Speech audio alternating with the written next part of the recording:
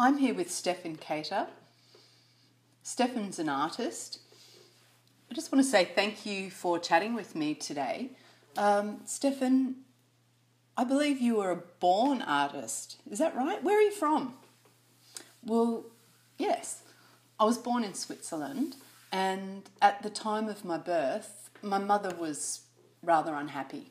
So she decided to move to Australia.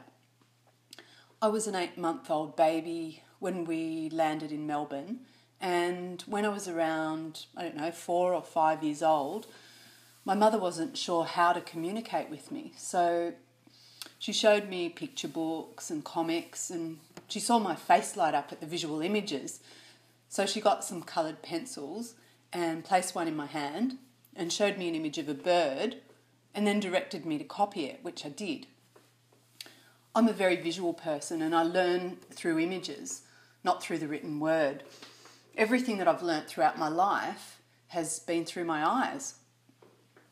Well, recently I went to the Art Gallery of New South Wales, and I was really excited to be seeing your painting exhibited in the Sir John Sulman Prize. And I'd almost reached the end of the exhibition when I stopped in my tracks at the sight of your painting titled A Black Diamond, depicting an African woman. It's a painting of extraordinary quality, photorealistic, like wow. Can you tell me the process that you went through to create this painting? Well, initially I had no idea what I was going to create. And I started with a whiteboard, which I covered with black paint, totally black. And I had no idea what was next, so I left it. Just left it black. Later, I started to feel unwell, and I went to see the doctor. And whilst I was in the waiting room, I picked up a magazine, and as I was browsing through the images, I was struck by the face of a beautiful black woman. So I stealthily tore the page from the magazine, folded it up, put it in my bag, and when I got home, I looked closely at the image and I was mesmerised by it. So I went to work on replicating the woman's face, and then I created the body and the background from my own imagination. So when you were working on this painting, was it actually your intention to enter it into the Archibald Prize? Well, no, it wasn't my intention. When I painted the Black Diamond, that's not what I was thinking. But every year I do go along to the Archibald, the Wynne and the Sulman, and I thought what I'd do is I'd have a look through, some of my work, thinking about what I might be able to enter into the Sulman Prize. And when I came across my painting of the Black Diamond, I thought, that's a piece I'd like to enter.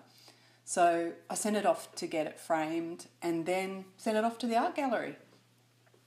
So is it easy to enter the art competition? No. It's very hard. It's not easy at all. I think there are about 1,000 people who submit their work. There are so many people. And my work was chosen. Well, Stefan, you're deaf. The deaf community feels very proud that a deaf artist has received this recognition. Is it the first time your work's been accepted into the competition? Well, no. Actually, in 1976, one of my paintings was hung as part of the Archibald Prize. It felt really good to have that exhibited. But it's been a journey over a number of years, and I do believe I'm the only deaf person to have achieved this. Okay, 1976. Doing the math, that's 39 years ago. I can't remember how many years ago it was. Well, yeah, it is. It's 39 years ago. So between your first and most recent entry, have you had other attempts at the prize? Yes, I've had 7 failed attempts over the years. It's very frustrating.